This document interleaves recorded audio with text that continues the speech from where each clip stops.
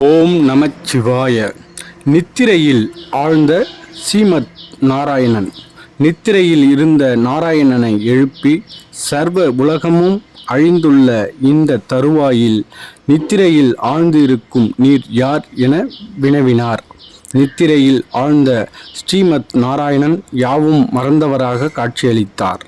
பின்பு சிறிது காலத்திற்கு பின் யாம் யாரென்றும் தம்முடன் உரையாடுபவர் யாரென்றும் அறிந்த ஸ்ரீமத் நாராயணன் என்ன குழந்தாய் வேண்டும் என வினவினார்.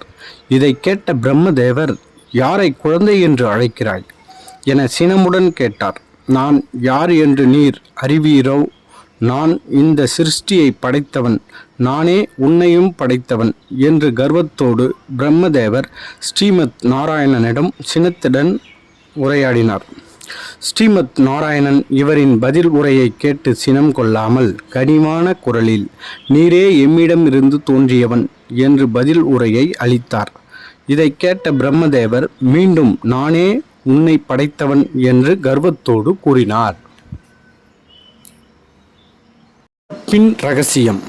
ஸ்ரீமத் நாராயணன் சிரித்த இன்முகத்தோடு, நீரே என் நாபிக் கமலத்தில் இருந்து தோன்றிய தாமரை மலரில் உதயமானவர் என்றும் இதுவே உன் பிறப்பின் இரகசியம் என்றும் கூறினார். இதை சற்றும் ஏற்றுக்கொள்ளாத பிரம்மதேவர் எதிர்வாதம் புரிந்தார். இருவருக்கும் இடையில் இருந்த உரையாடல் கடும் வாக்குவாதமாக மாறியது. லிங்க வடிவில் தோன்றிய சிவபெருமான் அவ்வேளையில் அக்னி சொரூப ஜோதி உருவத்தில் அண்டத்தின் பரம்பொருளான சிவபெருமான் லிங்க வடிவில் தோன்றினார். இதை கண்ட இருவரும் தம்மை விட சக்தி கொண்ட இன்னொருவர் இருக்கக்கூடும் என அறிந்தனர்.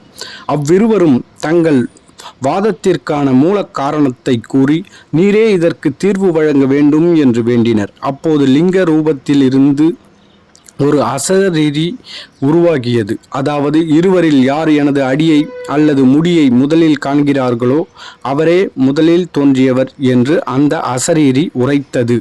முதலில் தோன்றியவர் யார்?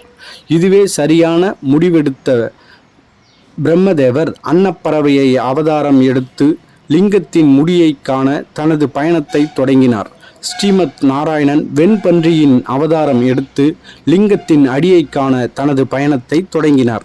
ஸ்ரீமத் நாராயணன் மற்றும் பிரம்மதேவர் இருவரும் பல யுகங்களாக தனது பயணத்தை மேற்கொண்ட போதும் இருவராலும் அடியையோ முடியையோ காண இயலவில்லை.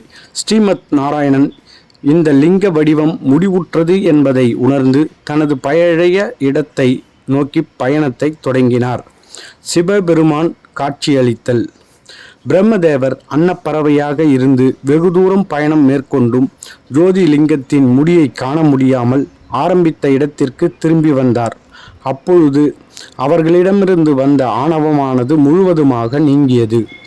அப்போது இருவர்களிடையே தங்களை விட சக்தி வாய்ந்த ஒருவர் லிங்க வடிவில் இருக்கின்றார் என்பதை உணர்ந்து கொண்டனர். பின்பு அவர்கள் இருவரும் லிங்க வடிவத்தில் உள்ள ஜோதியை கைகூப்பி வணங்கினார்கள்.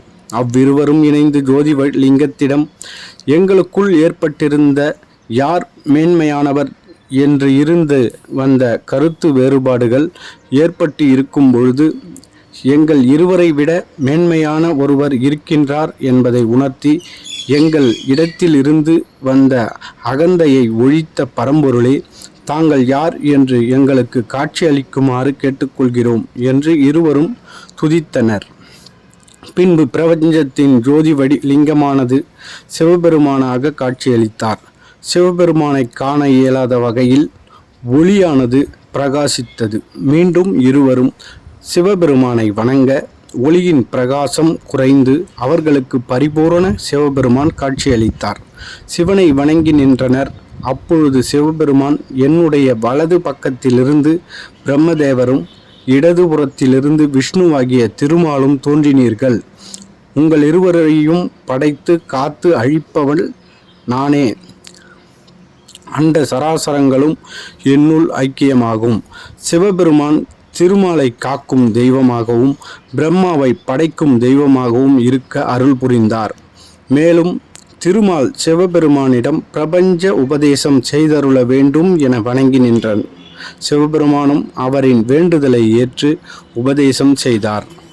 சிவபெருமான் அருளிய உபதேசங்களில் இருந்து திருமால் மந்திரத்தையும் அதை கடைபிடிக்கும் முறைகள் யாவையும் உணர்ந்தார். பின் திருமால் தான் கற்ற உபதேசத்தை பிரம்மதேவருக்கு சிவன் அருளிய முறையில் உபதேசம் செய்தார். திருமால் உபதேசிக்கும் பொழுது சிவபெருமான் அங்கு காட்சியளித்தார். பிரம்மதேவர் சிவபெருமானிடம் சிருஷ்டியில் வாழும் உயிர்கள் அறவழியில் நடந்து மோட்சம் அடையும் வழியையும் போதிக்குமாறு வேண்டியருளினார். சிவபெருமானின் அவரின் வேண்டுகோளை ஏற்று அருள்பாவித்தார். வணக்கம். அடுத்தடுத்து வரும் வீடியோவில் பிறவா நிலையை அடைய வழி, உயிர்களை படைக்க தொடங்கிய பிரம்மதேவர், தட்ச பிரஜாபதி தாட்சாயணி மீது மிகுந்த அன்பு, சிவன் மீது மையில் கொண்ட தாட்சாயணி, சதி பராசக்தியின் அம்சம் போன்ற அடுத்தடுத்த தலைப்புகளில் முழுமையான வீடியோவை பார்க்க இருக்கிறோம். எனவே இந்த சேனலை சப்ஸ்கிரைப் பண்ணி வைத்துக்கொள்ளுங்கள். அடுத்தடுத்து போடும் வீடியோ உங்களுக்கு நோட்டிஃபிகேஷனில் வரும். நன்றி, வணக்கம்.